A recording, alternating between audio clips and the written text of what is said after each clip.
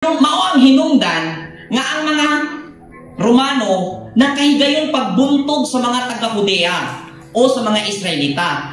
Kay lagi sa ato nang naingon ganina pa, nawala na sa ilaha ang tinuod nga kinatibok ang pagsabot mahitungod sa tradisyon nga adlaw igpapahulay.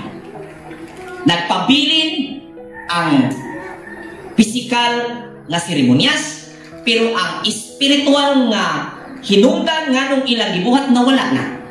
Hinungdan nga wala gyud makahatag og kaayuhan ang adlaw igpapahulay sa ilaha. Kung atong tanawon ang history, di ba? Ingon pa klaro kayo. Naghatag sa mga Romano og kahigayunan niini sa salang sa pagpildi. Nga naman, ang naulahing pagkahibalo, ang ilang patutuo nga nahadlok kay ang mga Israel hangtod sa panahon sa Misaya dili mohimo og bisan unsang aktibidad panahon sa adlaw igpapahulay.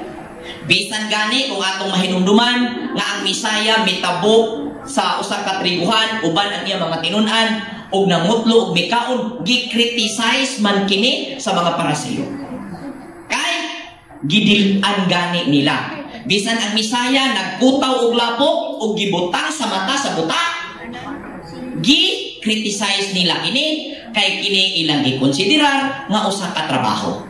Kay dili lagi sila mohimo og buluhaton sa adlaw igpapahulay. Amen.